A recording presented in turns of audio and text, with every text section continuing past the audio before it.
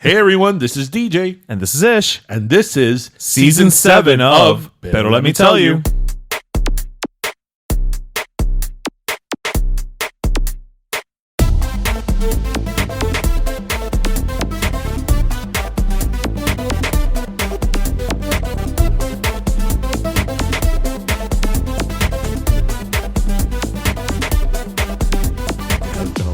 Been a very long From legal issues in the morning, compliance issues, to them Ping Pam Pollo, Teacher Appreciation Day, to now my organizing work, which you were part of, to now the podcast. Nobody could say that we're lazy. Not even a little bit. So, and we had croquetas. And are you recording? Yes, you are. I am recording. Well, welcome everybody. Welcome to episode 290. Seven. Yes. I would always record when we're saying croquetas. Pero let me tell you. What do you mean? I always want people to know when we've had croquetas. Oh, yes. Especially dos croquetas. Exactly. Although we had multiple croquetas today. Yeah, I was going to say. But, we didn't stop But at actually, two. a little shout out to dos croqueta, which for those of you who are local, you'll probably know who they are. For those of you who are not local, it's a croqueta shop here in Miami. I had an event today, an organizing event. And I catered with dos croquetas. Yes. And additional shout out to La Sala. Yes, by Martha my Miami. organizing event. We held it at La Sala from Martha Miami, which you guys will see in a couple of weeks. We're going to do another event there. That was sort of cool. But yes, we love Martha. La Sala is a great event space. So if you're in Miami, Martha is not paying us to do this at all. If you're in Miami, check out La Sala by Martha of Miami. It's a great little event space. It's cozy, but it has everything. It has a bar, a very brightly lit bathroom. As you learned today. Yeah. So, today has been a long day. Yesterday, I told you, I have so many things to do on Fake Friday that I'm already tired and I just want to go to bed. I think that right now we completely understand Brittany when she said she had so much choreography in her head right now. I mean, I was going to go with people that are go to the hospital because they're exhausted. Didn't she do that too at some point? I guess. Or was that Lindsay's thing? I don't know. So, how is everybody this weekend? Mother's Day is this weekend. Yes, happy Mother's Day. Happy Mother's Day to all the moms. Yes. All our pero primas. All the pero prima moms. If you have your mom with you, happy Mother's Day to her. Happy Mother's Day to those of you who don't have your mom with you. Happy Mother's to all mothers. Yes, mothers are awesome. They are. It's so hard. It's the reason we're here. It's so hard. It's so hard. You're not a mother. You don't know. I'm not a mother, but I'm a father, and I see how it's so much harder. Wait until June for your day, all right? No, but I hear what I said. It's even so much harder. Oh, yeah. It's so much work. I can't imagine looking at someone and just being like, I'm responsible for this. You came out of me, and yet right now I want to scream because you're driving me nuts. Yeah. Yeah. That's motherhood, right? In a nutshell, I think. Yeah. I mean, I feel that with 3 nephews and my kid, you feel those moments too. I most certainly do. Yeah. I most certainly have those moments as well. Absolutely. You know what's so great, speaking about kids in Spanish? In Spanish, cuando dicen un niño, estás insoportable. Yeah. You're insupportable. There's no English equivalent. Like, what are you going to say? You're obnoxious? It's not the same thing. Of course not. Está insoportable. And then, you got to really pronounce it. Oh, you got to hit that P and that R. Yeah, nobody say insoportable. No. Estás insoportable. Yeah. Period. Yes. All those hard consonants, you have to hit them all. Yeah. That's great. You never thought about that word. You're insupportable. I don't think that's proper English, Mom. My mom would tell me that, or my mom would tell me, cálmate, porque si no, lo que te toca cuando llega a la casa, and then she'd hold out her hand and I'd be like, not the killer hand. Cálmate o te calmo. Call me. I've been substituting. I'm going through a career crisis situation. Not crisis, a career renaissance. A career, yes. The next phase, shall we say. Act 2. Yes. Cowboyish. But there was a kid the other day who he threw a paper. And and I remembered he doesn't really speak much English, so I switched to Spanish. I'm like, si te veo tirar otro papel, te voy a tirar afuera de esta clase. You said that to him? Yes.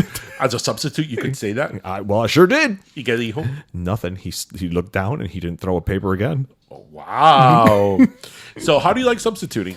It's fun. You like it? I really do. I really do. Do you have a new appreciation for teachers? Do you see? Do. You want to know what you... Okay, so I have a new appreciation for teachers in general. I listen, y'all are doing God's work and by the way, happy Teacher Appreciation yes, Week. well, that was going to be my last soda was we'll the go teacher, there. so I'll just reiterate it then. But, again, as a substitute, my job is essentially to make sure the students don't set the school on fire. Mm-hmm. But, at this point I've taught 3rd grade, 4th grade, 1st grade, middle school, I think it was like 7th grade. And I proctored a high school class. I didn't really, they were doing testing and the other kids, right. The kids I was looking at were just, studying. But the moment that I felt the coolest, I'm not going to lie, was when I was substituting at the high school and I went into the teacher's lounge. Oh. Right? What goes on in the teacher's lounge? It was a really nice lounge. Do they have snacks? They don't have snacks, but they have a lot of couches. Oh, it's a teacher's lounge. Yeah, like a lot of, they were comfortable couches too. Like a lot of couches. There was a counter with high chairs and all of that. But it was that moment. It's funny because it's funny how something like that can take you instantly back, right? Mm-hmm. Where it's like, when you were in school, when you were in high school, you were not allowed in the teacher's lounge. Like that was the one area that just kids could not walk into, right? You could walk into anything else, but not the teacher's lounge. That was like sacred. And so being able to just walk in there and be like, oh, I'm a teacher. Yes. Like I'm allowed in here now. It's like a club. Yeah, it was like I was in some type of secret club all of a sudden. That's actually when it kind of hit it home for me that I was like, oh, I'm on the other side of the curtain here. You know what? I remember not that I went in, but I remember where the teacher's lounge was in my elementary school. In our high school, and we freaking had the keys to the high school. Like I knew every inch of that building. Where was the teacher's lounge? That's what I'm saying. Was there one? I think it was behind the wardrobe to Narnia.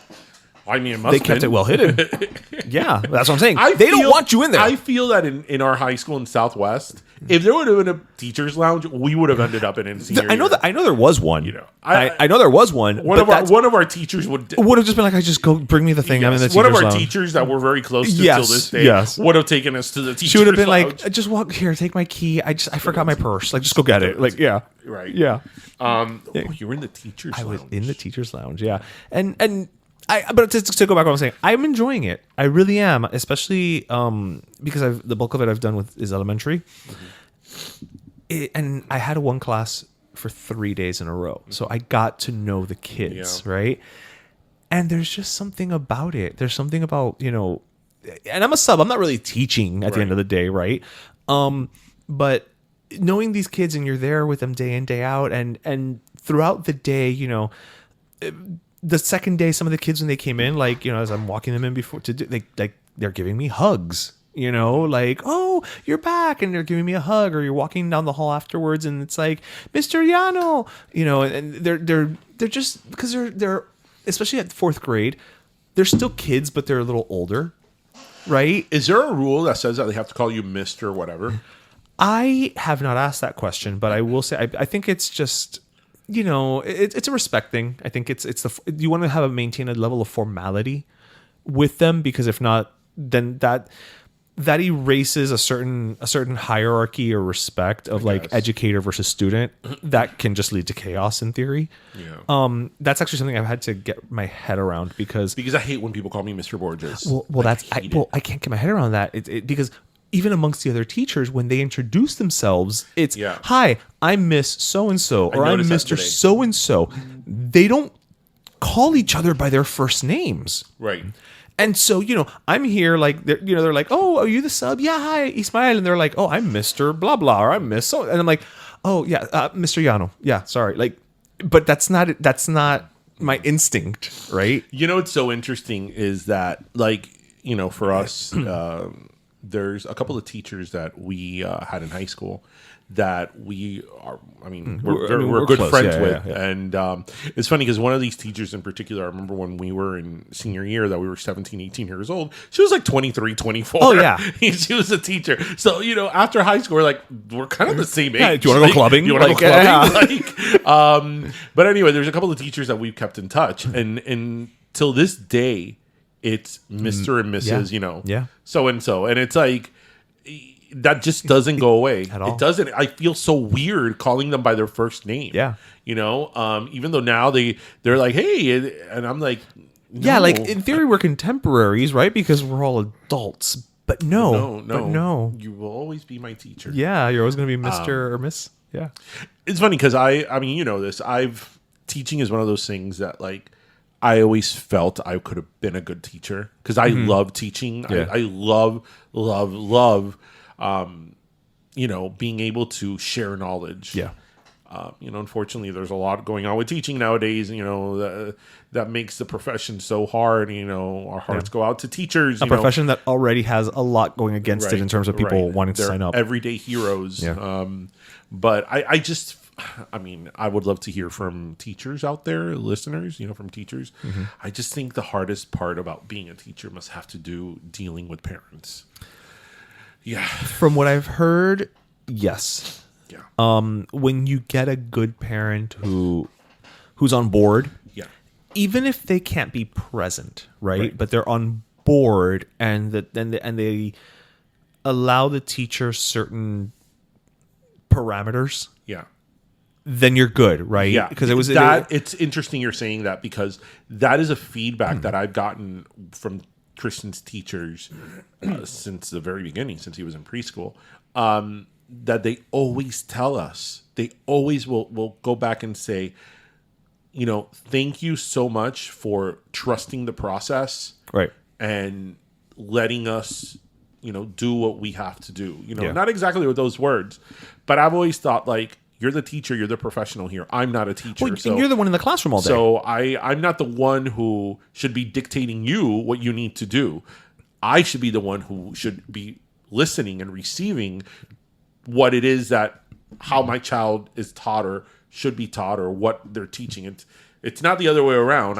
You know, you don't go to a doctor's office and tell a doctor, no, this is what you need to do. You know, nobody comes to nobody comes to a lawyer's office and tells them what they need to. No, they do that all the time. They do that to lawyers who aren't in Hialeah. Right. Yes. But, you know, you usually don't do that with other professions. Yeah. Right? You respect those professional boundaries. But I feel that with teachers, you know, parents want to. And I don't even mean now with everything going on with teachers politically. Oh, always. Like, oh, you know, why are you giving my kid so much homework? Because your kid is in school. That's why. You know, why does my kid have to read so much? Because he does. Because they have to learn how to. Yes. Yeah. Like, why does my kid have, you know, 50 problems of long division? Because they do. Yeah. They don't do anything else when they get home. Like, my favorite is my sister's also a teacher, and I think we talked about this. You know, she has parents, you know, where at the end of the day, you know, she'll tell the parent like, hey, today, you know, the kid, this happened and they've been doing this all week. And the parents, you know, the parent is always like, you know, oh, but they're not like that at home. Oh, they never do that at home. She's like, wow, what a coincidence that, you know, from the hours of 3 p.m. to, you know, 7:30 in the morning, they are one person and then they come over here and they are a completely different person. Right. Like, no. But you know what? Even if they behave differently at school than they do at home, you have to understand that can happen. But 9 times out of 10, you know your kid. Right. But Okay, you know your kid, and you know that if your kid is acting up in school, chances are he's not going home and just being an angel. Right, but that goes back to what I'm saying. People need to listen to the teacher. Right. I'm agreeing with Right? you. Yeah, I would never, and I have never questioned my kids' teachers. Never. I have never questioned them. I have never objected to anything because they are the teacher. Now, I'm very involved. I'm extremely involved. As you saw today, everybody in that school knows me. Seriously. I participate. Are you sure you're not just the janitor there when you're not with, I mean, just put another hat to wear. Why not? Another hat to wear. I'm very involved. I know the happenings. I know what's going on, you know. But I think that when you are involved, then there's no need for that. Oh, what are you doing? And why are you doing that? And because you're involved. And look, I understand not every parent can be as involved as you are. Not everybody has the flexibility. Right. You know, some of the schools I've substituted at are on the lower income level. I understand there's things that happen. Yeah. But that's when I was saying you got to go back where there's certain teachers there when I was speaking to them about, certain students who had been behavioral problems, for lack of a better phrase, the day before. She was like, oh, that's Fulano, but I know his mother. We have a good rapport. And so I call her whenever something happens and she tells me, do what you got to do. Right. Right. But you know what I'm going to say to that? Yes, there are a lot of parents that unfortunately cannot be that physically involved in their kid's school. Right. Maybe can't go to field trips, can't go to events, can't go to the school. But nowadays with technology, there's a program here in Miami-Dade County Public Schools. I don't know if they use it everywhere, called Class Dojo, which is a communication tool, right? Imagine a WhatsApp for school. Okay. Right? They send pictures, they send, class bulletins, Okay, so you can be informed. And you have direct texting access to the teachers. I am constantly texting Tristan's teachers about everything and anything, and vice versa, and we have an excellent rapport. So that's an example of even if you're really busy, we're all busy, but even if you're really busy, even if there's a language barrier, even if you can't physically be there, now with technology, because everybody has a cell phone. Yeah. Right. Now with technology, there's an app for that. To bring it back to pop culture. Yeah. And yeah. Well, we're going to talk about that in our last soda, but Yeah. I've always had the utmost respect for teachers. Absolutely. Completely. So absolutely. So I wanted to bring up something this week, and we were kind of joking about one more hat to wear, right? With the janitor thing, and obviously you got your jobs, I got mine, we got Ping Pong Boy, we got the podcast, all of it. I saw something this week on LinkedIn that it bristled me. Bristle. There was somebody on LinkedIn named Alex, and I might mispronounce the last name, Hormozy. And here's what he posted. He said, how to get back the 104 most productive days of the year back. Horribly written. Work weekends. And then he posted a thing, which I'm assuming he took from X, that he posted, and says, if you can't seem to get ahead, try not taking weekends off. And a part of me, again, I had to take a step back because I'm like, okay, we do Ping Pong Boy on the weekends, right? Yeah. We do a lot of extracurricular things, even with the podcast that requires us to go out on the weekends when we film content. It's like, listen, there's Monday through Friday, day job and this and that. So, okay, shit, we got 3 hours on Saturday. Let's just go and film for, the sponsor or whatever. So we do apply that mentality to the things that we do, right? I think you would agree with me just by virtue of what we do and when it's available. But I had a problem with that phrasing, as if though, oh, you're being lazy and so just work 7 days a week. No, fuck you. So there has to be a balance. So coincidentally, did you see that same post? I think it was either this past week or the week before on CBS Sunday Morning. Oh, drink. They had. It had been a minute since I had a reference to CBS Sunday Morning. It really did. They had a whole report. Jane Pauley wrote us, by the way. They had a whole report about the art of being lazy.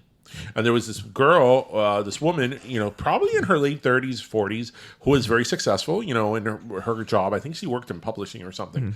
She was always working. Because now, which this happens to everybody with, email and Slack and all that. You're always connected. Always. Yeah. She was always working. She started having major migraines and panic attacks and stuff like that. And it's because she realized that she was always working. And even when she wasn't working, her mind was on. And you know what she did? She quit work. Obviously she probably had money saved up and all that. Right. She quit work and she started for several months traveling and doing things for herself. And then obviously she started working again, but now very scaled. She set very open, very specific parameters. And she's much happier. Her mental health is happier. And granted, I know that some people's reality, they can't do that, so I'm not taking anything away from that. But I think it goes to the whole thing of, look, we certainly, you and I, with what we do, we certainly appreciate and are part of the hustle. Right. Just like today. Today, Oh yeah. we have Today had was a long. very long day, extremely long day of like, I wore 25 different hats today, right? From law to cooking for ping pong pollo, to then a Zoom call, to then being an organizer, to And now we this. all know how hard it is for you to find hats. Yes. So there is something to be said for hustling, and sometimes that means working 7 days a week. But what do I tell you all the time? I tell you, I need this weekend off. Yeah. Like, I need a break.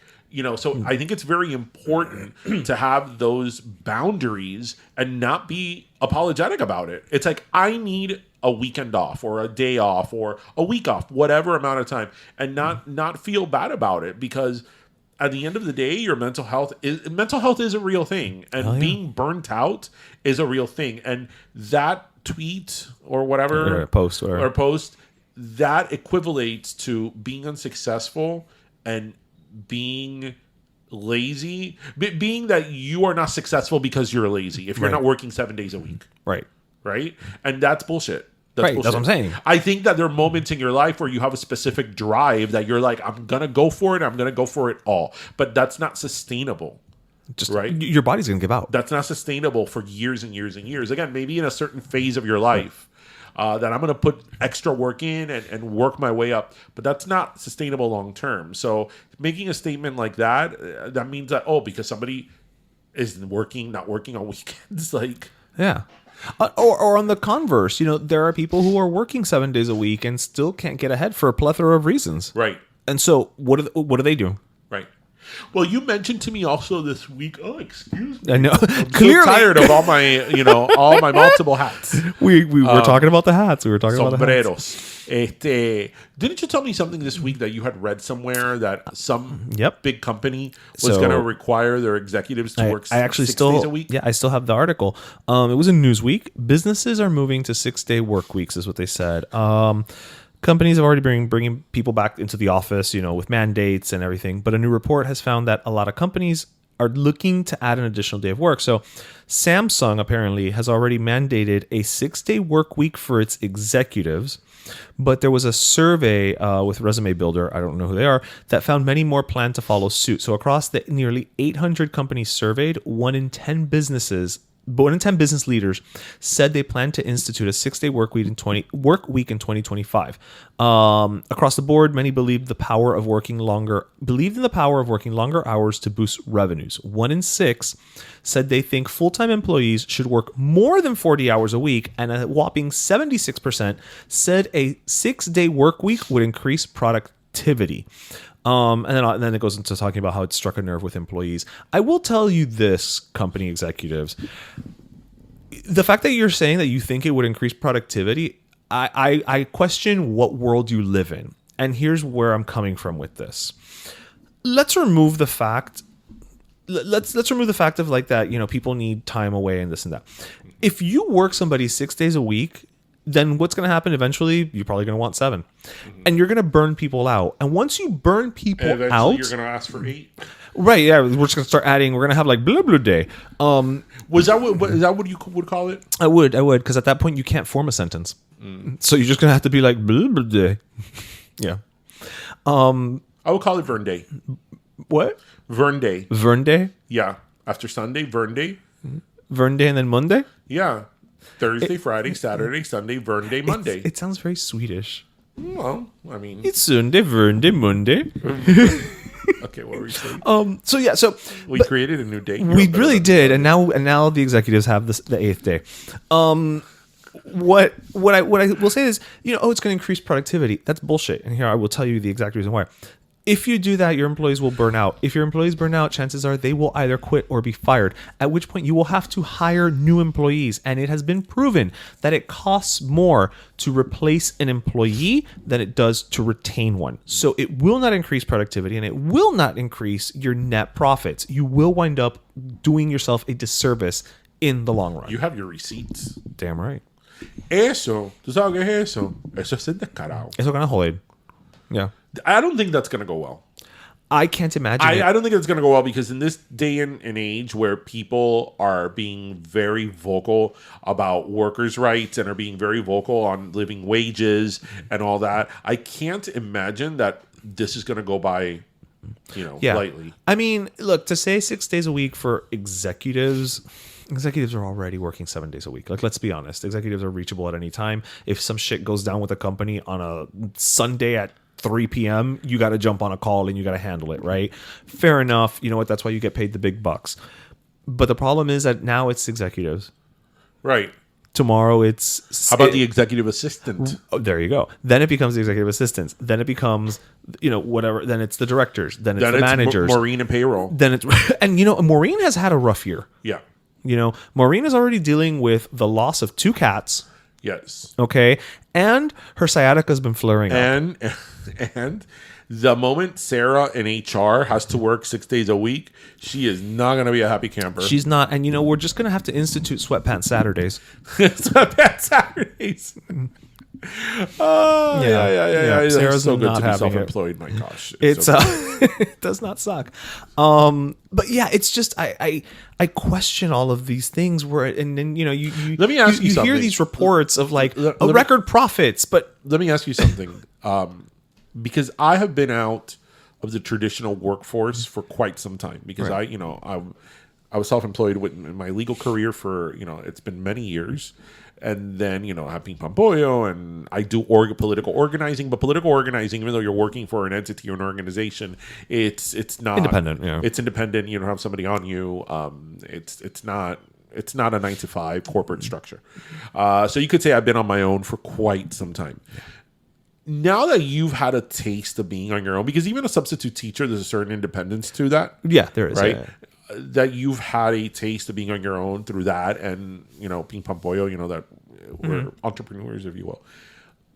What do you think? Like, do you find it just less appealing and harder to go back to that traditional corporate structure, or do you find that it's like, okay, yes, it has its challenges, because being self-employed certainly has its challenges. Certainly, because you worry about things that you don't worry about your next paycheck when you're on payroll, right? You do worry about your next pay date when you're self-employed, and you're constantly worrying about numbers, and you're constantly worrying about how many clients, how many cases are closing, how many this, how many that, settlement, what obviously pertaining to what you do. Those things are constantly going through your mind. So it's not that you have less things to worry about, but it's a completely different mindset than the corporate structure. So now that you have sort of dabbled in the less traditional sort of self-employed world, what do you think? I think you're absolutely right. Each one has plus and minus, right?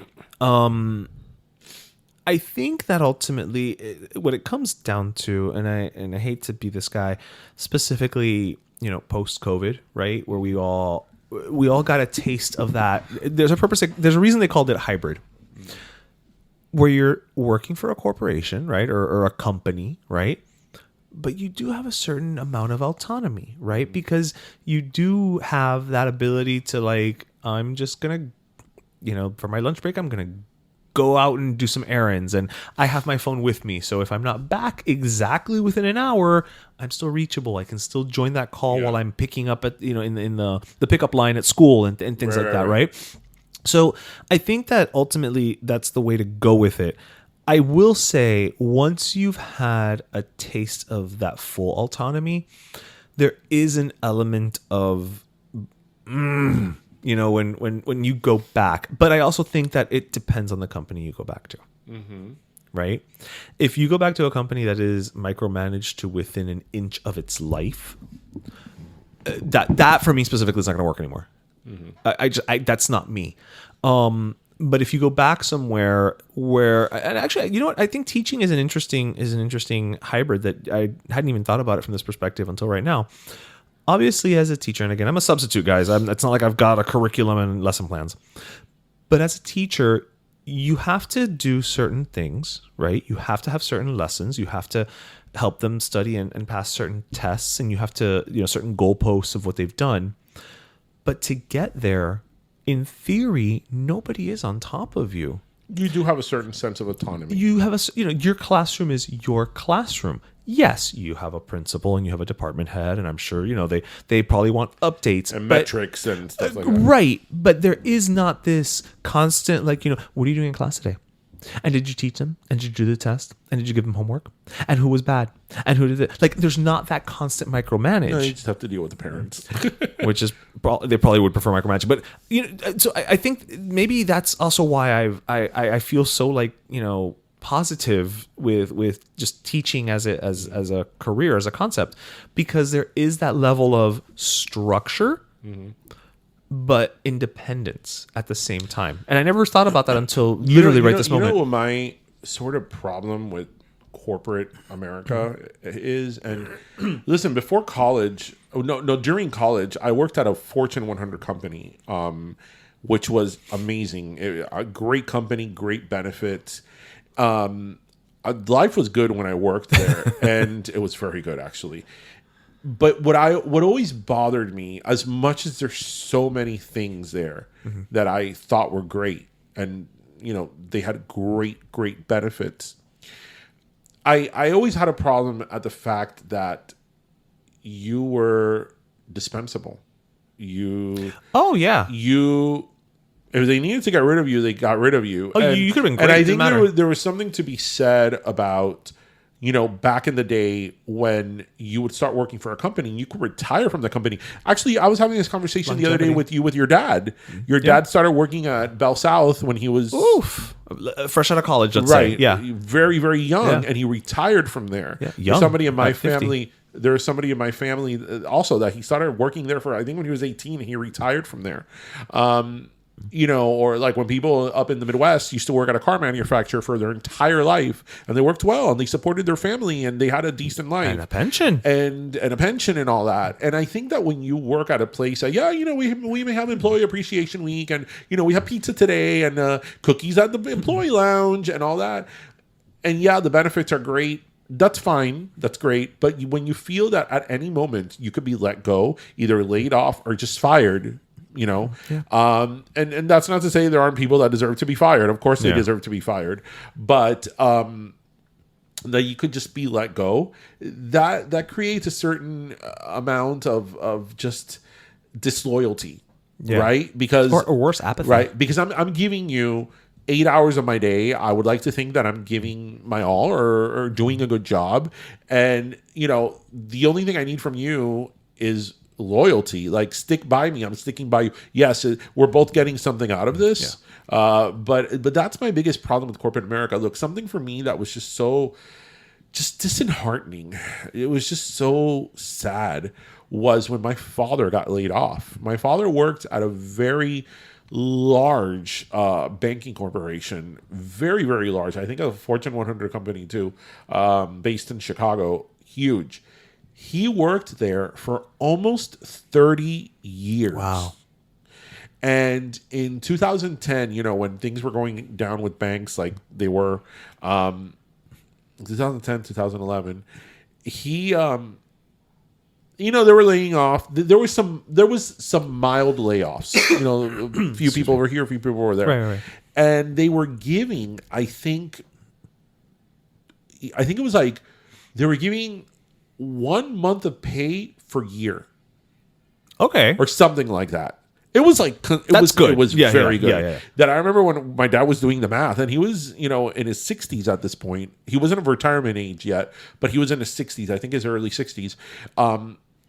We were like, well, I mean, if they lay you off, you're going to be good. Right. You'll be fine. You'll be fine. You'll be fine. Yeah. You'll be fine. And you know what the company did? About a month before they did the first round of huge layoffs, they changed their severance policy. And they ended up giving him like 3 months' his pay. Discovery Channel did that. I mean, a couple years ago. What type of bullshit is that? I mean, what type of crap is that? Yeah.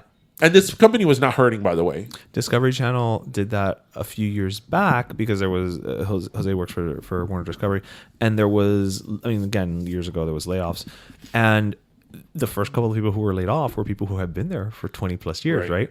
Now, at that point, the severance policy had not changed. So what happened? They got the good money. They're paying these people 3.5 years, right? Of severance, right?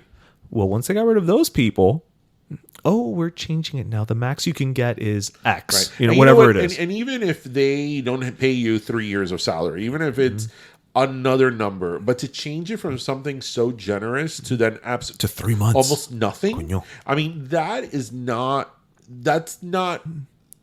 It's not fair. It's not fair. It's just not right. It's not fair, and it is terrible for employee morale, and it's terrible for loyalty. And I think that's my biggest problem with corporate America. That it's like, you know, you're spending all your time and effort in this place, and yes, you're reaping benefits from it. Let's not pretend They're paying you. You're not doing it for free. Yes, but you know, the day you're a number. You're a number. Como dice Beyonce, don't you ever get to thinking you're irreplaceable. Because you are not, my friend. To the left, to the left. Everything you own in a box to the left. You know I don't care for that song. Is that the one that was written by this guy who also wrote the Kelly Clarkson song that she says? No, Halo. As I was saying it, I was like, It's not one of my favorite Beyonce songs, although it's a big hit. It is well, you know. What's your favorite Beyonce song? I have one. I don't know what I my have a favorite few. Beyonce. Okay, go for it. My favorite Beyonce song of all time is "Sweet Dream, Beautiful Nightmare." Oh, that's a good one. That is a great song, That is a good song. and that's a really underrated song of hers. That is a good song. Yeah. Now that the more I think about it, I'm And like, yeah. Upgrade You. It's like that one and Upgrade You. So you like more like upbeat? You know? Yeah. I mean, I just Sweet Dream, a Beautiful Nightmare. What I like about it is it's very different. There's not another song that sounds like that. It has a very unique sound. Especially for modern radio. Yeah. Yeah. That song is great, and that song didn't do much. I'm glad it didn't because I like it. Yeah. Yeah. It wasn't beaten to rotation. Yeah. I love also Ete. Have you seen her in concert? No, because I can appreciate the Beyonce of it all, but I'm not a huge fan, and I'm sure as hell not going to pay that much I've money. seen her in concert. I've seen her 3 times with Beyonce as Beyonce, and I've seen Were the other her- ones as Carol Channing? That would be great. And I saw Destiny's Child once. Crazy in Love live is great. Well, that's just that's like just unbridled like pop. Just go. No, but that song live, because that song live, the way she does it, there's a lot of horns. Oh, I miss horns. And it's great. I miss like horns in it's really songs. good. What other Beyonce? I mean, I'm You're taking a moment. I like Cause If You Want To, you got the green light. No. Go. Is that the one that she showed the baby bump at the VMAs? No, that was Love on Top. Oh, okay. I like that song. That song is good. That song is good. I like that song because it I like sounds that like a song too. throwback. I like that song too. Because that album of hers, that album is really good, and that album got no love. It just didn't go anywhere. Nope, because we like to party. Hey, remember that song? Hey, No, but I love watching you do the head thing. Hey, hey. That song is so good. You know what? I mean, I like Beyonce. I've always liked Beyonce since I Say No Part 1 came out. This is true. I am not Beehive whatsoever. You're not even a little bit big. I'm not even a little bit whatsoever. You're not even a little honey in the Bayhive. And again, I liked Beyonce since before a lot of these people were even born. Most of them, actually. I always struggle between fun Beyonce and serious older Beyonce, because I could appreciate what she did. Okay. Like from Drunk in Love, that album, the Beyonce, Yeah. the self-titled album in 2015 and on, I could appreciate what she did. It's an Artistically, it's an evolution. It's, she's not a little girl anymore. Right. She's talking about real shit and, personal things. And I get it. But then there's a part of me that wants to see Beyonce having fun in the club. Just have some fun. Yeah. You've got enough money to have fun, Beyonce. Yeah. I'm going to be like, I miss fun Beyonce. Yeah. I mean, in Renaissance, you told us to quit our jobs. So just have fun. Yeah. I remember when that song came out, You Won't Break My Soul. There was somebody who was like, Beyonce's creating the greatest anti-capitalist summer jam. And I'm like, listen, I can assure you Beyonce did not do that, because Beyonce and Jay-Z are the poster children for capitalism. when you have a sponsorship with Tiffany Yeah. during literally the same time as that album comes out, Yeah, I don't think you think capitalism means what you think it means. Exactly. Yeah. Me quitaste la Yeah. palabra de la boca. I'm like, I don't think you know what capitalism means. Yeah. Because those two, I mean, good for them. Listen, they've earned it. They Those work. two, I mean, if you look up capitalism in Webster's dictionary, it should have a picture of Beyonce and Jay-Z. Like, Yeah, like I don't think that mean, word she just came out with a shampoo line that is like, I don't know, $75 a bottle of shampoo. $75? It's super. Did you think Beyonce was going to come out with cheap shampoo? No, I just okay, fair enough. But I just never stopped to think about like the price point of a shampoo. Because, like, for example, I know absolutely nothing about makeup. Why would I? But I know that Selena Gomez, I had heard that she tried to do a makeup line that was like, you know, fair, like much more modest Like, price. okay. Right? Do you think Beyonce's going to do anything? No. Like, no. hi, I'm selling shampoo. It's like, you know, $100 a bottle, but you're going to be amazing. But it's Beyonce shampoo. It's Beyonce shampoo. It's Beyonce It's called shampoo. Sacred. Yeah, is it Spelled really? with a C. So it's Cockred? It's Cecred, I think. Spell that again? Cecred. Sacred. I Secred? think that's how it's spelled. It's spelled with a C. Okay, well, no. Because we like to party. Hey. Hey. Because we like to party. Your cuts just driving me crazy. So I wanted to bring up something, a little piggyback from something that you brought up last week. Dime. So last Monday, or this past Monday, was the Met Gala. See. And you know, you last week brought up, you know, is it tone deaf? Is it this and that? And I made the comment of, you know, look, the Met Gala is what it is. It's frivolous, it's silly, it's stupid, whatever you want to call it. But just because there are horrible things happening in the world doesn't mean that we automatically now have to like shut down fun moments, right? So literally today on Instagram, several people that I follow were posting variations of a video that was basically showing, like, you know, clips of the Met Gala, you know, the celebrities arriving, and then right after it, you know, clips of what's going on in Gaza and all that. And I got a very visceral reaction to it that I don't know where it comes from, but it annoyed the living fuck out of me to see that sanctimonious bullshit on social media. Because if you're going to start to equate that we can't do fun, quote unquote, fun, silly throwaway things because there's horrible things happening in the world, like I said last week, then I don't want to see you post about your birthday. I don't want to see you post about, I had a good day today. I don't want to see you post about any positive fucking shit in your life. Because if you don't want to celebrate, Don't go having fun on Pride. right. No, if you don't want to have, you know what? Oh, they can't do something fun while no, but you can't either. Like because you can make the argument, oh, but they're rich, they should be. You know what? But everybody's joy is relative to their position in life, Yeah. and what brings you joy is not going to the Met Gala. But you know what might bring you joy? Going to the store and getting, you know, the last chocolate chip cookie or your favorite, whatever, you know. So no, don't post about it. No, because because last week you said there's a war going on. You don't get to be happy either.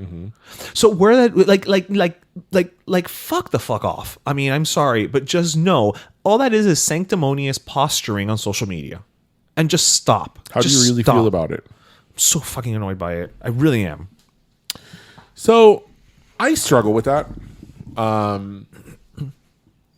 There's different things that really affect you. I remember about like 7 years ago, when everything was going on in Syria, there was a picture of a little boy that went viral. It's on my personal Instagram. A picture of a little boy that went viral that he was in a building and like the building was bombed, and the picture is him filled with dust. I think it's a cut or something. He has blood, and they didn't know if his parents had made it, and they had sat him in the back of an ambulance, and the picture went viral, went everywhere. And I remember that picture, I mean, if you don't know what picture I'm talking about, like if you were to see the picture, you would know what it is. You know the picture. He was like in an orange like seat, and it went viral. That picture really affected me. Like, it really affected me. And it made me feel like certainly what you're talking about there, that it's like, you know, I go on in my everyday life. I complain about first world problems, like, oh my gosh, like, why is there such a big line in Starbucks? You know, Right. why is my Big Mac so expensive? And, you know, look at what these kids are going through. You know, I remember around the same time, it was also, you know, this is with the Syria matter some years back. The picture of like the little 3-year-old boy who washed up on a beach. Oh, yeah, that get yeah, drowned. yeah. And I mean, that picture was horrific. And that made its rounds. And I remember I was so like, this is so unfair. Like, this is so unfair that, you know, we're sitting here in this privilege and so much of the world is not. And I think it's okay to have moments like that. I think it's okay because I think it's human, right? That you have to, you know, that there's suffering in the world, right? I think it's okay to feel moments like that. And I think it's okay to feel that guilt sometimes. What I don't agree with is a post like that comes generally from a self-righteous place, and it comes from a judgmental place, right? Look how much better I am than you. Right. And what I would counter that with, yeah, you're posting that from the comfort of your air-conditioned home on your iPhone. And you probably haven't done anything else. Right. And, you know, you probably went to Starbucks today, and you probably are planning on doing all these things with your friends and, you know, and all that. You know, maybe it's not the Met Gala. Right. You know, Maybe it is. I don't know. But you know what? When you are living in a war zone and when you're living or under famish, even somebody that has the basic most rudimentary and plainest things, let's say in the United States, still has a lot more riches than somebody who's in a war-torn place. Right? So it's all context and perspective. And I just find that people that post those things don't do it with a genuine concern. They do it with self-righteousness in mind. Yeah. You know, I talked about this one time here on the podcast some years ago, and I remember I got a little bit of pushback from it, but I'll mention it again. You know, you hear so many people complain about like, oh, because kids and the abuse of kids and, you know, oh, DCF sucks and, you know, this sucks and abortion and this and that and blah, blah, blah, blah, blah, blah, blah, blah, blah, blah, blah, blah, blah. The children save the children, right? So what have you done for children? Right? Because, for example, and this is not to toot my own horn, for 8 years I've been a guardian ad litem, and I don't get paid for that. That's completely voluntary, completely. And sometimes it's taken a significant amount of my time. And I did it ultimately because I wanted to help kids in the system. Right. And I do not get paid for that. And I'm not saying that to be a saint whatsoever. Right. I'm saying that it's very easy to sit and criticize and say, oh, shame on you for doing this, and shame on you for doing that, and shame on this organization, and shame on these people, and shame on this political party, and shame. Okay, great. What are you doing? Yeah, you're not wrong. No, but what are you doing? What are you doing about it? Right? Because there's a lot you could do. It's very easy to repost something. Yes. Reposting doesn't cost you anything. There's a lot you could do. There's no time. You're doing it on the toilet most times. And if one thing exists is that there's a million organizations that are nonprofits that need volunteers, that need help. So take your pick, boo. Or a donation. Take your pick. Let's say you can't afford it. You don't have the time, but you know what? You can give $10. Take your pick. You know, and that doesn't mean that you're going to solve the world's problems. But, you know, I hate the self-righteousness of it all, and it's just, to me, most of it's very performance. Yeah, it's performative art. It's like, let me be the most outraged and oh my god, and I'm like, okay, it's great that this humanitarian cause it's great, but did you feel that way about other things too? Because there's always terrible things going on in the world, right? I mean, right now it's the issue with Israel and Gaza. A few years ago it was Afghanistan. Before that, it was Syria. I mean, let's not forget the Syrian civil war and all the casualties it had. You know, I'm gonna take one. Let's take a step back. Oh, you're Cuban American and you're outraged. Where was this post with 7 de Julio or El 11 de Julio? Yeah. Where was this post when there's a mother right now in Cuba who is looking at 15 years in jail because she live streamed a protest in Cuba. Yeah, I read that. Right? Where's your outrage at those things? And I'm not trying to say that one is bigger than the other. But what I'm saying is, what, for lack of a better way of putting it, Gaza, Syria, and this, it's the outrage du jour. Right? Because it's the big thing that's happening at the moment. Right. But you know what? To your point, yeah, there's other things happening too that are smaller, that are terrible, that are just as terrible to the people who are experiencing it. Yeah. So where's your selective outrage then? Yeah. I've just found that some people are they're professional outragers. So it's like, I'm going to be outraged at this and it's going to become my identity and it's everything I'm going to post about and I'm going to put it on my bio and it's like, okay, I mean, it's great you're fighting for something, but In theory. yeah, but But are you? don't shit on other people that are not in the same trajectory you are. So that's my whole thing with it. That's the spiel. And listen, this all started with the commentary of the Met Gala, and as you said, we talked about it last week. I'm not I'm not a fan of the Met Gala whatsoever.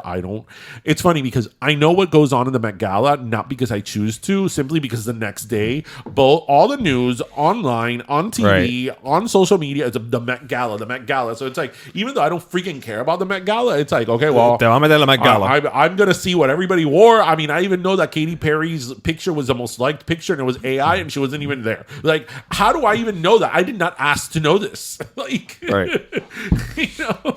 But here we are. Yeah. Speaking of the Met Gala, though, it'd be kind of fun if they sent certain people to the Met Gala. Like? I don't know, Raul de Molina. That'd be great. I think we should start a campaign to send Charytin. At the Met Gala? Yes. That would be amazing. Right? Mira, I want it to be... Actually, you know what? I think that... Okay. I'm thinking of it right now. I think that next year's Met Gala, the theme should be cha-cha-cha, and we should have Charytin and Charo as the co-chairs. And that's a lot of CHs. The thing about Charo going to the Met Gala is that whatever the theme is, she's going to go as Charo. Then the theme should be Charo. And then, I don't know, Lady Gaga can go as the Love Boat.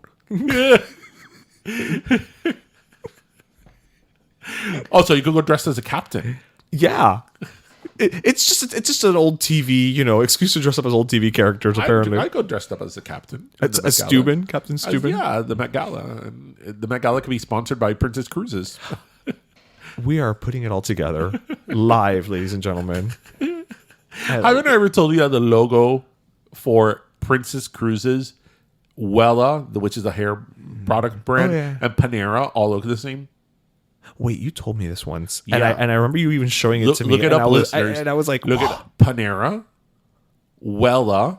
W-E-L-L-A. Yeah, W-E-L-L-A. I think they're still around. It's a hair product, hair dye, whatever. Yeah. Princess Cruises, Wella, and Panera. It's the same logo. Different colors, a few different waves. Tweaks. But it's like, we're going to make a female silhouette with hair flowing. And just reuse it. Yeah. It's logo upcycling.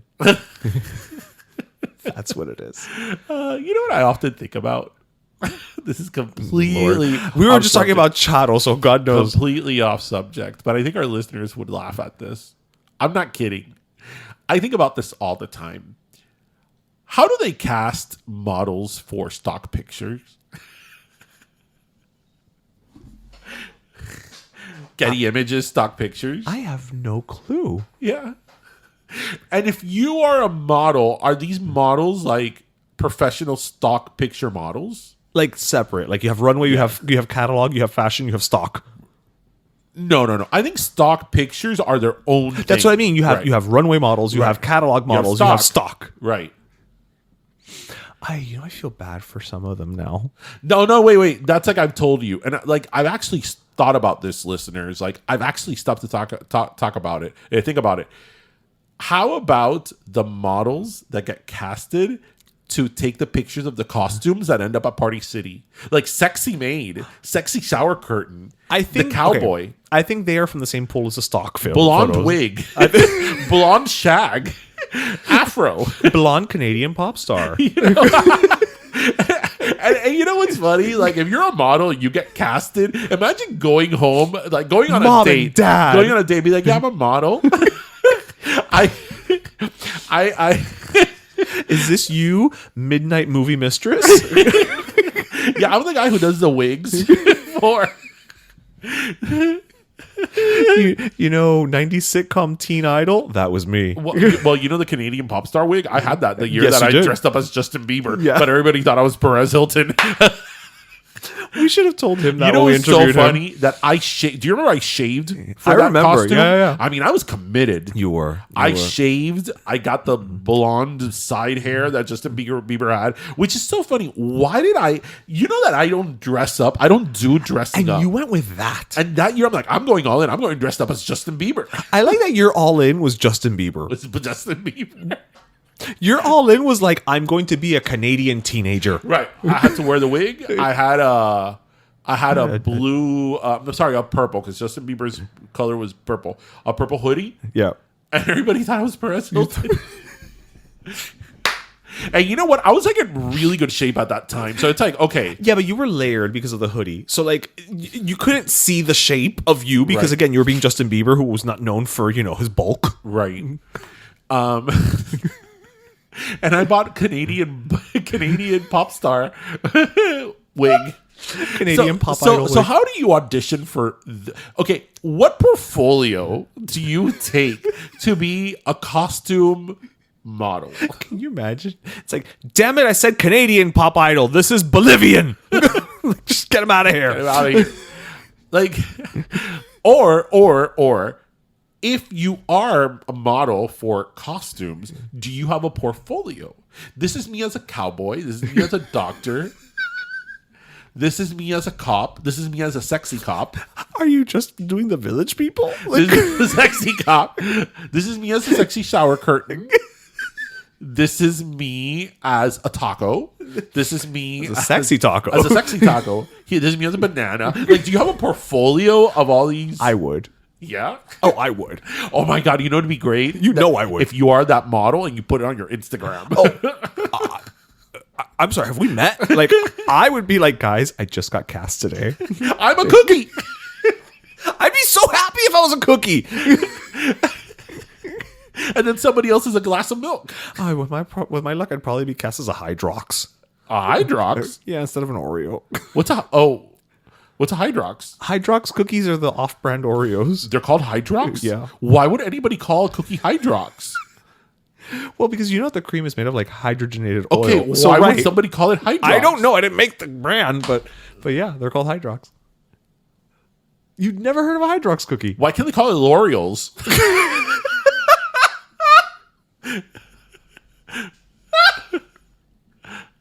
I mean, they call the.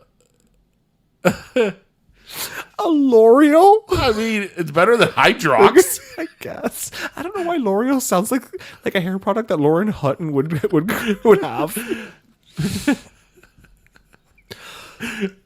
That is, I always wonder that. And it's like there's an audition process. You beat out people. You know to what? be the cop and the sexy cop. Right? Yeah, exactly. There was more. You didn't just show up. There was a casting call. You were the final. You yeah, were the winner. You were the winner. You were selected. Yes. Yes, you won that.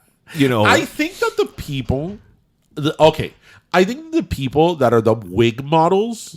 They have to be fairly attractive, but not too attractive. Right, because the wig is a star. Right. Not you. Yes. Right. But they have to have a long neck. Oh yeah, yeah, right. right. Because what if it's a longer Right, and right. I think a long neck, Aesthetically, accentuates accentuates the wig. the wig The a way it little falls. bit more, right? Because Right. you don't have a neck, and it's like your head and shoulders. Yeah, you're just a papa with hair. Yeah.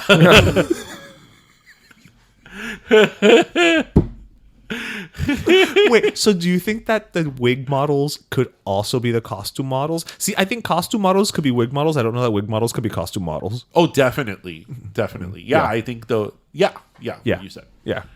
I'm telling you, I think about this all the time. Every time I go to Spirit of Halloween or Party City, I'm like, look at all these people that auditioned, had a portfolio. And I am sure there is a modeling agency that just does that. Okay, pero primos, you all have homework. I know some of you are in Los Angeles. You have to know somebody out there who's like, this is my big break. Yeah. And then they come back and they're like, I'm Toy Box Cowboy Animation, because I can't say Toy Story. Yeah. I want to hear these stories. I'm a candy bar. Yeah, and you know what? And we've interviewed at this point several actors. I know some of you out there, if we Google you long enough, we're gonna find your Party City costume bullshit. Yeah. So I want to hear these stories. Yeah. You had never thought about that? I had never thought about that. Yeah, all the time. All the time. Back to the stock pictures. Me and the stock pictures too. I'm like, oh. It's like, if you're a stock picture model, are you really a model?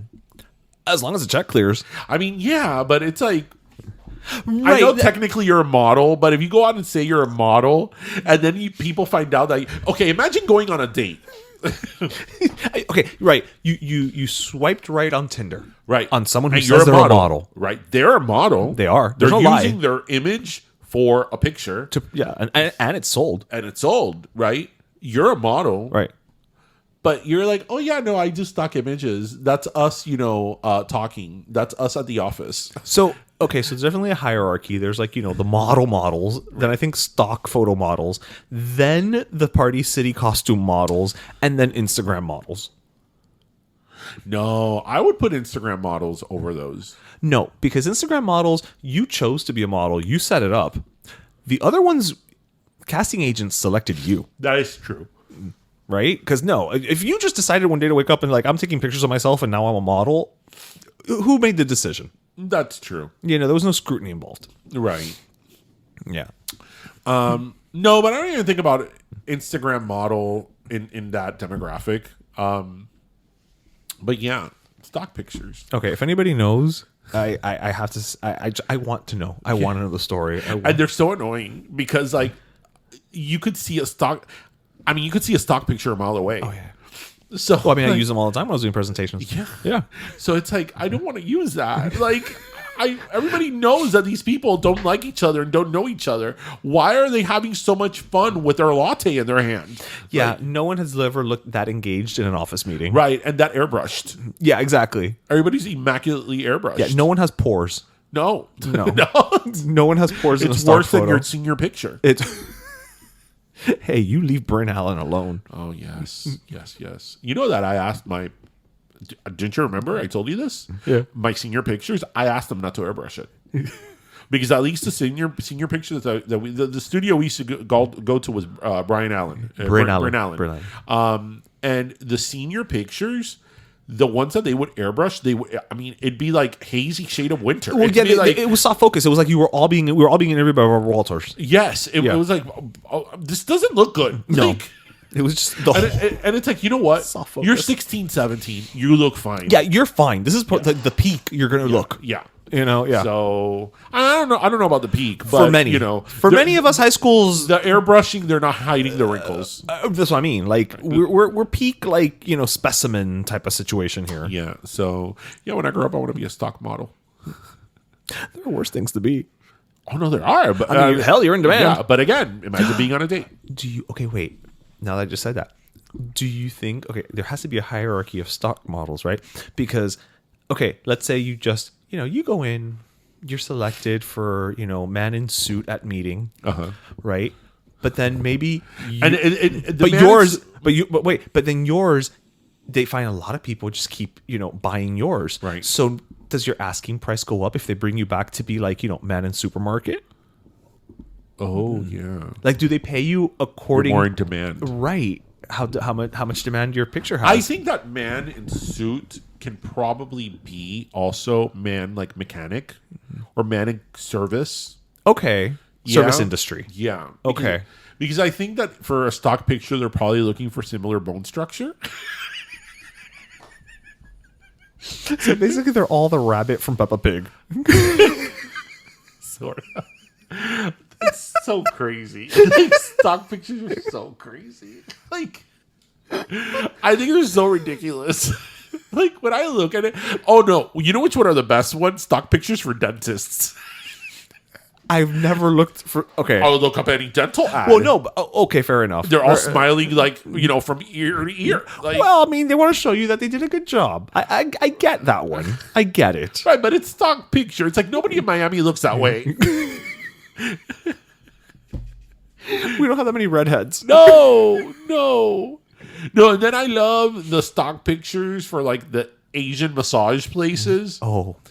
We know what goes on there. And We it's all always do. something with like a lotus garden. Like, the stock image of the back with the hot stones. Yes. Yes. The minute you said it, I saw it. Yes. But it's always like in a garden. Yes. I'm telling you, I think about this all the time. Wow. You really do commit a lot of time to this. I do. Because I think it's ridiculous. Everybody knows it's a stock picture. Like, I think it's a joke. I think that if I was in a role where I had to do presentations or something and I had to use like a stock image gallery, I would purposely go for the most ridiculous one that is like the most artificial one. Like somebody at a call center smiling. It's like, you're not smiling. Like it's the first call they've ever gotten in their life. You're not smiling.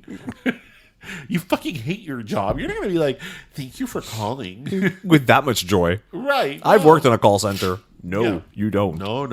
You do not. I love it.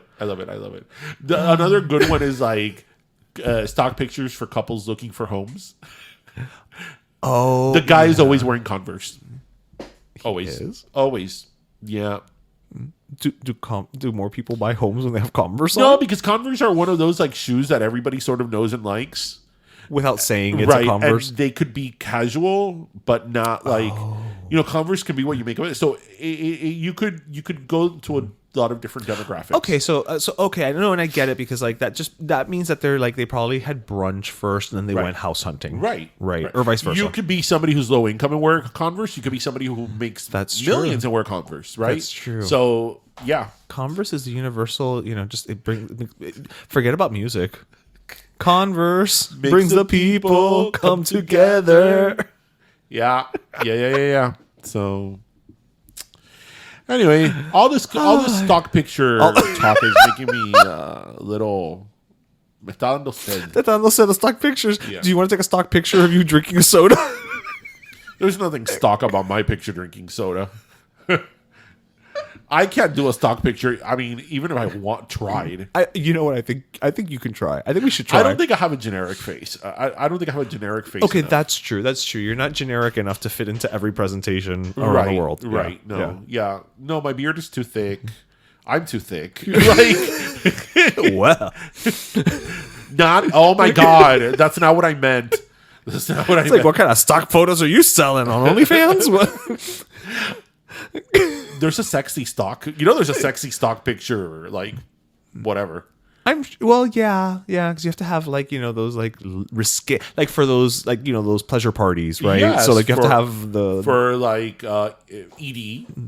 Oh, that's Like right. people that suffer from Yes, ED, yes. right? You have to have like pictures of that. Yeah, you're right. So it's like sexy standard stock. The dreaded triple S. That reminds me of my mom because what? No, sexy standard stock reminds me of Silk So Soft from Avon. Oh, And my the mom- mosquito repellent that didn't repel mosquitoes. That's a repellent? I think so. No, my mom used to buy it as body wash from Avon. I know it's from Avon, but I thought it was like it was supposed to like repel mosquitoes No. too. Well, maybe they have one. Did your mom ever sell Avon? No, but we always had the gray deodorant. She would buy it from someone at work. So my mom's never been to cosmetics, so. But my mom had a coworker in the 90s that sold Avon. Y parece que mi mamá daba pena. So she started selling Y Avon too. cada rato my mom would come with like, a bag of Avon stuff. That is why I knew, because she would bring the little book, the Billy D. Williams thing. That's right. That's right. Taking it back some episodes back, Yes. back ago. The Billy D. Williams in the 90s had like a whole line of perfume. I think it was called Irresistible by Billy D. Williams. I was like, who is this Billy D. Williams guy? I did not know he was Lando. Yes, I didn't know that. But yeah. Yes, he should have put out a perfume called Mahogany. No, well, because he was in the movie. Yeah. Right. Yeah. That's like, I remember one time my mom, there was a coworker of hers, gave a Nia Cuchillo, and they came to the house and gave a whole Cuchillo presentation.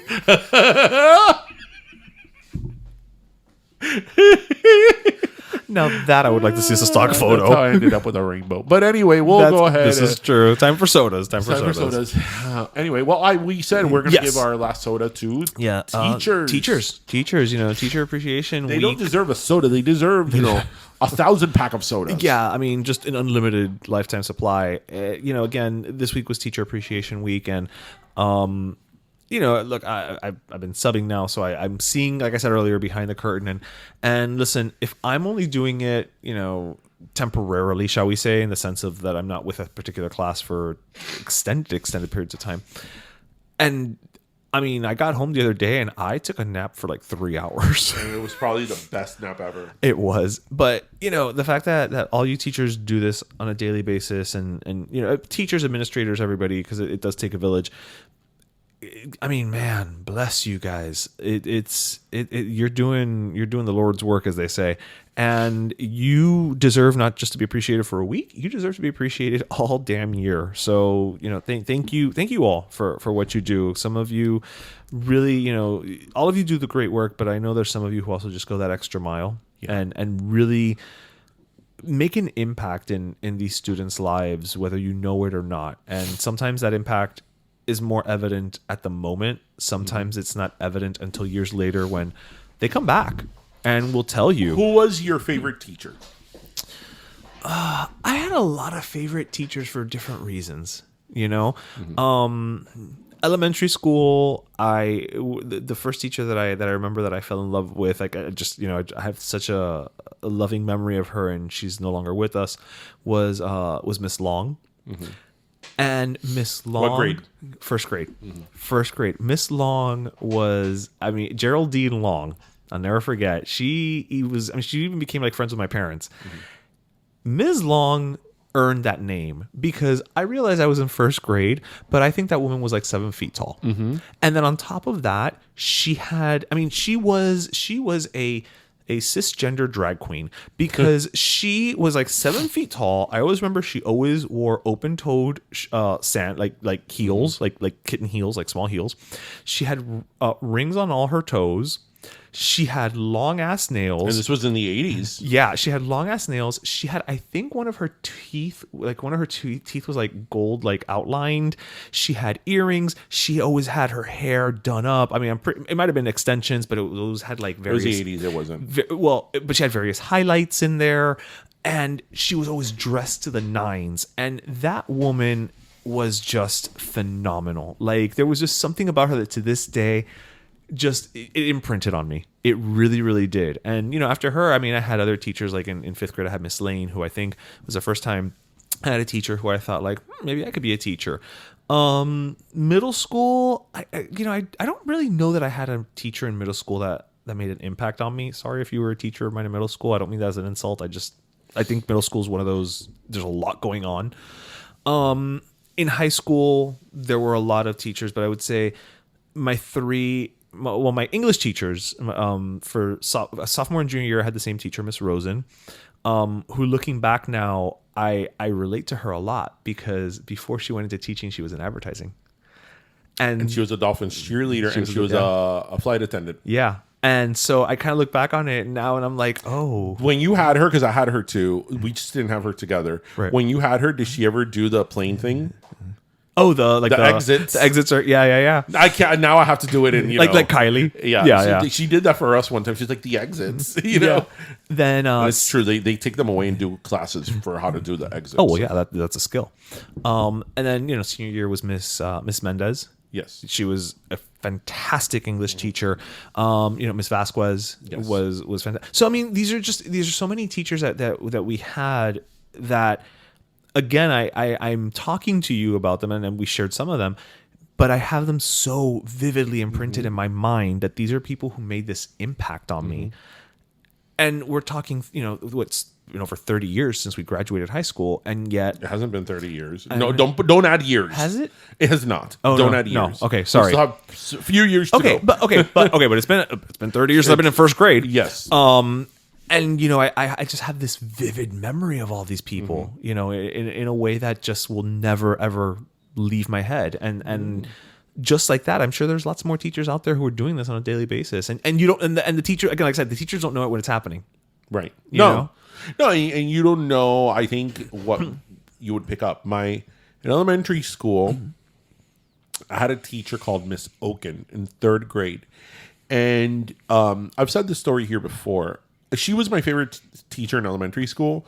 But what I really appreciated in retrospect was that she was Jewish. So we celebrated Hanukkah in her class.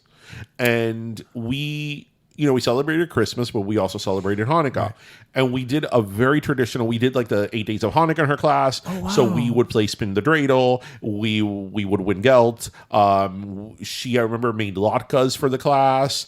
And that's awesome. We had the menorah and all that. And I so appreciate that because, being Cuban, how are you going to like that? There's Cubans, but in your house. Right. ¿Qué es esto de judío? Esas velas. ¿Qué es eso? Right. We don't know that. A latke, ¿qué es una latca? ¿Qué comen ellos? ¿Una latca de qué? ¿Qué comen ellos? Eso es papa frita. So I got exposed to that at a very young age. Yeah. Third grade. You're what, 8, 9 years old? Yeah. So it sounds very basic, but I always knew what that was. And I always understand like the traditions of Hanukkah and all that. I knew the story of Hanukkah, of the oil that on the 8th day. Like I knew all that. And I would have not learned that if it had been for her. And it's not like that was something that's on a lesson plan. You know what I mean?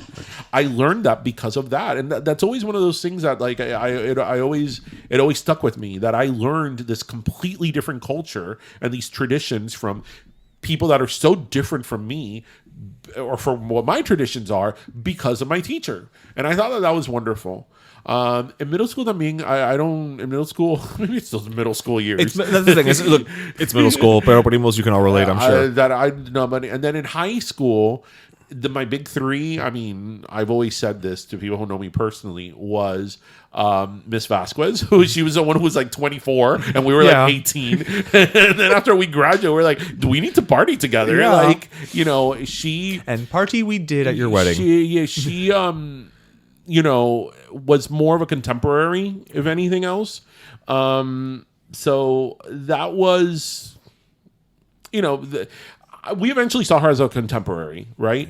And then, of course, another one, this is shout out to all of our teachers, of course, was Mr. Angel Menendez, who has discovered Ping Pong Pollo and now comes to many of our pop-ups. Yeah. But, he's one of these teachers that was like beloved. Like, I remember I went to his retirement party and there were hundreds of people there, and he was tough and he was really, really tough. But I remember, this was in high school in like 11th and 12th grade.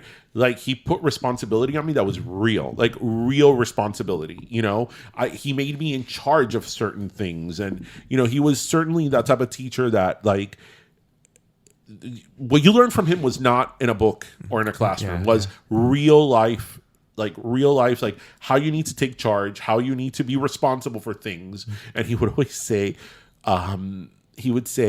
always blame the person furthest away. To this day, I actually quote him. Yeah. Crank it out like cheap sausage. Grind it out like cheap sausage. Yep. Great role model, great influence. And he was one of those students that, we have another very good friend that was very much influenced by him. He was one of those teachers that had a direct influence on you. That just made you better and made you tougher, made you better. He was absolutely great. And then my other one was also Miss Mendez, Dr. Maria Mendez, who was an absolute incredible teacher. I always said she taught me how to spell there, as in THIER, because I would EIR, beating. I would always spell it TH. You know what has been the worst thing that has ever happened to me in terms of spelling? That damn saying I before E except after C. Because it's not true. It has you don't understand how much that's with me, right? And for years, I would spell there wrong because I'm like, oh, I before E, except that's there's C. There's no C in here, so I before E. By default. And Miss Mendes was like, there. Their. There. Their. There. Their. But funny enough, Miss Mendes in her class, I started writing a book about my grandmother, and I'm like 75% done, and I haven't finished it. I need to finish it. It's been on hold for a few years. And the concept of the book came from an assignment I had in Miss Mendes' class. Really? Yes. Oh, I didn't know that. Yeah. You don't know this? No. Was it senior? It was 10th grade. Okay, because you had her in 10th grade and then senior year. So in 10th grade, we had to write about somebody who was a hero to us. And then people thought very inside the box. People thought about... a sports figure, the usual, or even their parents or stuff like that. I didn't. I thought about in my, the story of my grandmother that she grew up in an orphanage, and she grew up in an American orphanage, and the lady who used to be in charge, Miss Williams, treated her so special, and blah blah blah blah blah. And I always grew up with those stories. So when I had to write about a hero, I wrote about her. Miss Williams, because I'm like, this woman made my life, my grandmother's life, bearable at a time where it should have been unbearable. Right. Imagine that my grandmother was in an orphanage in the 1930s. I mean, let's just paging Charles Dickens. And I always found that very inspirational, and I wrote that in that paper, and I still have the paper with her notes. I'm sure. And after, she was like, that was a beautiful story and you should write more about it. And that's what that is what invoked the idea of saying that story. I just didn't know how to say it. I'm like, how do I tell this story? And then I figured it out, and I'm 75% done with the book, but that's a conversation for another day. Know that though. Yeah. I didn't know that. I always felt that Miss Mendes was the first, even though she was senior year, was the first college professor we had. Yes. But I will go back to this though. I will tell you that, like, even having gone to college, grad school, law school, especially in law school, I had a lot of professors that I thought were very distinguished, people that had argued in the Supreme Court and all that. But none of those people caused the impact to me than my high school teachers. There you go. None of them. I professionally, I thought they were amazing, and I learned a lot from them in terms of the field of that subject. But the people that I had in high school, or in elementary school, were people that influenced you insofar that they changed your life in the better. So I think both you and I, remembering our teachers, certain teachers so fondly, I think from a very early age we had that appreciation for teachers, because I don't know if a lot of people can say stories like this. I think more people can than you think. Hopefully. I think more people can than you think. Whether they stop to think about it is a different story, but also I think, maybe some people it's, look, everybody goes through their shit. Maybe some people it's, in high school is having a hard time, and this is the teacher who noticed something was happening, right? And I'm sure a lot of people have stories like that. But so that's what I'm saying. I think more than you probably think. I hope so. Have those teachers who took that interest. I hope so. I hope so. And then, I had teachers that were terrible. But, it's like everything. Every profession has people that are amazing and other people that are just coasting by. But because even teachers that are not my favorite teachers, I still think back on them. I'm like, wow, they were a great teacher. You know, they were great teachers, and they were very good at what they did, and they were very engaging. Yeah. So that's why, for me, I've always, from a very, very, very young age, I've understood the importance of teachers and their place in how they affect you. So that's why I think that teachers should be one of the most respected and one of the most respected and revered careers in our society. And, they have to fight so much for just basic supplies, basic stuff. So, no, that's why when Tristan brings home I'm like, okay, that list tripled. Yeah, just whatever you need. Yeah. So anyway, so teachers, you got the last sodas. Yes, thank you to all the teachers who've impacted our lives, and the teachers out there who you don't know, but you are impacting other people's lives as well. Yeah. So everybody, Well, this was a good episode. You know, Getty Images, stock photos, photos, teacher appreciation. Anyway, well, everybody, we hope you listened, laughed, and learned. And as always, remember to grab your pastelito, your croqueta, and your cafecito. Thank you so much for joining us, everybody. Have a great weekend. Cuídense, mi gente. Bye. Pero Let Me Tell You is co-hosted by Darian Borges and Ismaeliano, produced by Ismaeliano, and our theme, Pero Let Me Tell You Freestyle, is composed by Michael Angelo Lomlaplex, the official gay guy. And don't forget to subscribe and leave us a review on iTunes.